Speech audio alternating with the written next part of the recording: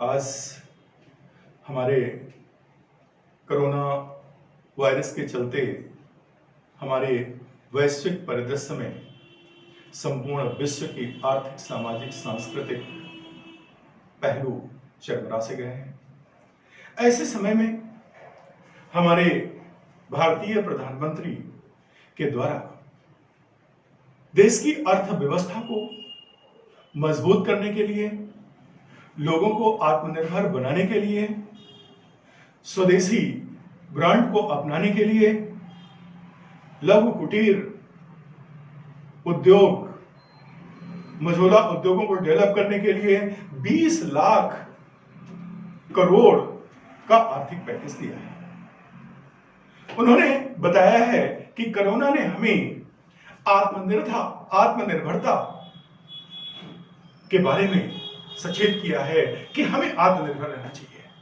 यानी आत्मनिर्भरता से तात्पर्य गरिमा, सम्मान और आज वैश्विक स्तर पर अपनी आर्थिक गतिविधियों में अहम छाप छोड़ना है। हम देखते हैं कि आज 21वीं सदी में यह जो स्वदेशी आंदोलन का आगाज हमारे प्रधानमंत्री नरेंद्र मोदी के द्वारा किया गया है, हम अगर 19वीं सदी में जाएं तो 19वीं सदी में हमारी राष्ट्रीय आंदोलनों का, कांग्रेस की स्थापना के बाद जब 1905 में उदारवादी हमारे ब्रिटिश थे, अनुनय विनय की नीति अपना करके कार्य कर रहे थे, जब उसी क्षण जब बंग भंग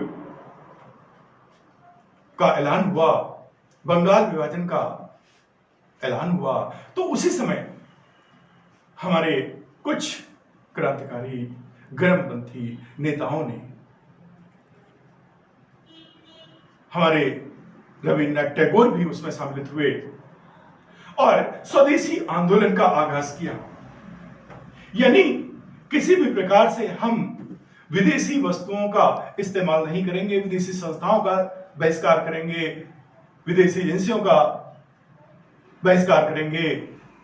विदेशी कपड़ों की दुकानों में भी धरना दिया गया, विदेशी कपड़ों की होली जलाई गई और तब यह बात बताई गई थी क्या कि हमें आत्मनिर्भर होना है। उस स्वदेशी आंदोलन ने हमें आत्मनिर्भरता सिखाई थी और आत्मनिर्भरता का जो तात्पर्य बताया, गरिमा, सम्मान और आत्मविश्वास।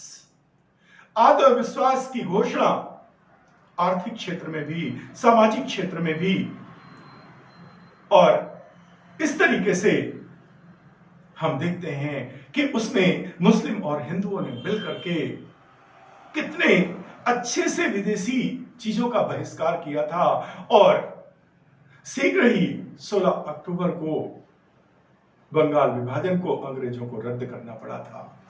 लेकिन हम देखते हैं कि उसके बाद हमारे राष्ट्रीय आंदोलन चलते रहे और उस कड़ी में हमारा देश 15 अगस्त 1947 को आजाद होता है। और उसके साथ देखते हैं कि धीरे धीरे जब औपनिवेशिक सत्ता छूटने के बाद किसी भी देश की स्थितियां ऐसी होती हैं कि वो पिछड़ा हुआ होता है, अर्ध विकसित होता है, अल्प विकसित होता है, उससे जब बढ़ने का प्रयास करता है तो वहां भ्रष्टाचार अपने आप इन्वॉल्व हो जाता है। धीरे धीरे उठते हुए, मजबूत होते हुए जब 1991-92 की बात आती है तो वहां पर उदारवादी नीतियां लाई गईं और इस उदारवादी नीतियों के साथ साथ विदेशी कंपनियों के एक बार फिर भारत में लाने का रास्ता साफ होता है। एफडीआई बढ़ाने का प्रतिशत होड़ में होड़ लगती चली जा रही है। आप देख रहे हैं बहुत सारी वस्तुओं में एफडीआई 100% तक, शिक्षा तक, रक्षा उत्पाद से लेकर के हर जगह तक। और आज हम अपनी देसी वस्तुओं को उपेक्षित करके विदेशी वस्तुओं को तवज्जो दे रहे हैं। यहां नहीं, यहीं तक देख लीजिए कि अभी हमारे कोरोना की टेस्टिंग में जो हमारी किट चाइना से आई है वो भी डुप्लीकेट निकली है। यानी यहां से अभी सिखाया जा रहा है कि दूसरों पर आश्रित न रहो, स्वयं पल्लवित हो, स्वयं आत्मनिर्भर हो। दुनिया का आदमी वापस अपने यहां आ रहा है, वो सीख लेके आ रहा है, अब अपने यहां में कुछ करना है। बड़े बड़े इंजीनियर, बड़े बड़े एजुकेशनिस्ट, वो अपने यहां आकर के अपने यहां रोजगार डेवलप करने की बात कर रहे हैं। ऐसे समय पर आज 21वीं सदी में स्वदेशी आंदोलन के लिए हमारे प्रधानमंत्री नरेंद्र मोदी के द्वारा आगाज किया गया है, जो वास्तव में क्रांतिकारी परिवर्तन लाएगा और वास्तव में यहां हमें आत्मनिर्भर होना है। आप कह सकते हैं ये 21वीं सदी की सामाजिक, सांस्कृतिक, धार्मिक तथा आर्थिक रूप से समाज का पुनर्निर्माण होने जा रहा है। हर एक आदमी के लिए रोजगार के नए अवसरों का अंबार लगा हुआ है, नई सोच, नवाचार। अब फिर समय आ गया है कि कुटीर उद्योग, लघु उद्योग, मझोला उद्योग फिर से पनपेंगे और हमारे लोगों को बाहर जाने की जरूरत नहीं पड़ेगी। और उसके लिए जो 20 लाख करोड़ रुपए प्रधानमंत्री जी के द्वारा आवंटित किए गए हैं, ये उनके लिए एक ऑक्सीजन की तरह काम आएगा, स्टार्टअप की भूमिका निभाएगा। यही नहीं, इसके साथ साथ जो हम अंग्रेजों के आने के बाद जो पाश्चात्य संस्कृति में जा चुके थे, हम पाश्चात्य संस्कृति से ओतप्रोत थे। हर जगह उठने, बैठने, बोलने, चालने से लेकर के हर जगह पाश्चात्य संस्कृति का आगाज हो रहा था। आज देखते हैं कि वो समय आ गया है, फिर पुरानी भारतीय संस्कृति का हम ही नहीं संपूर्ण विश्व अनुकरण करेगा और ये साबित करेगा वसुधैव कुटुंबकम।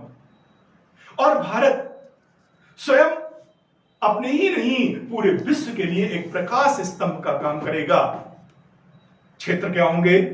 सामाजिक, सांस्कृतिक, धार्मिक तथा आर्थिक जगत में वो एक प्रकाश स्तंभ की भूमिका निभाएगा और विश्व के अनेक देशों को उनके हर पहलुओं में उनको प्रकाश देता रहेगा, प्रकाश का स्रोत रहेगा। यानी कह सकते हैं कि आगे आने वाली इवेंट्स में हमारा भारत विश्व में महती भूमिका निभाएगा। इसकी एक अहम पहचान होगी, चाहे वो आर्थिक क्षेत्र हो, चाहे सामाजिक क्षेत्र हो, चाहे सांस्कृतिक क्षेत्र हो। आज हर जगह आप देख रहे हैं 16वीं लोकसभा के गठन के साथ ही हमारे प्रधानमंत्री जी ने मेक इन इंडिया का नारा दिया था। काफी प्रयास किया था कि सारी उत्पाद हमारे भारत में हो, मेक इन इंडिया के माध्यम से हो और उसमें प्रक्रियाएं भी शुरू हुई। हमारा सरकारी तंत्र उसमें काम भी कर रहा था।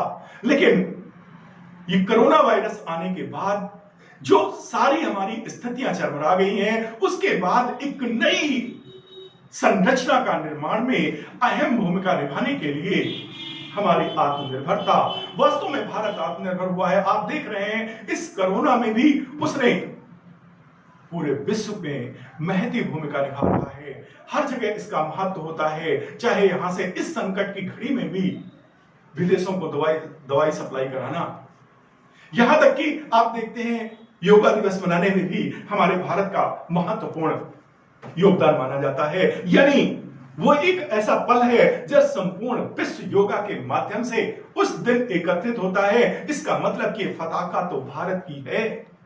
यानी भारत की इस मुहिम को पूरे विश्व ने समर्थन दिया। आज अंतरराष्ट्रीय स्तर पर योगा दिवस मनाया जा रहा है। यहीं से आप समझ सकते हैं कि हमारे भारत का जो मुहिम है संपूर्ण विश्व को आगे प्रकाश की ऊर्जा देने के लिए कटिबद्ध हो गया है और जो हमें उसके सिम्टम्स पहले से ही दिखाई पड़ रहे हैं। यानी आप समझ सकते हैं कि जब एक छोटे से मुहिम से अंतरराष्ट्रीय स्तर पर स्वीकृति बनाना और उसको लागू कराना ये छोटी मोटी बात नहीं है। यानी यहीं से भारत की विश्व में छाप अलग हो रही है और आज हर स्थिति में भारत हमारी आर्थिक समृद्धि में बढ़ता चला जा रहा है। आज देख रहे हैं चौथे पायदान पे हमारे भारत की अभी भी अर्थव्यवस्था है और शीघ्र ही आगे आकर के ये हमारे पूरे विश्व की आर्थिक गतिविधियों को गवर्न करने में महती भूमिका निभाएगी।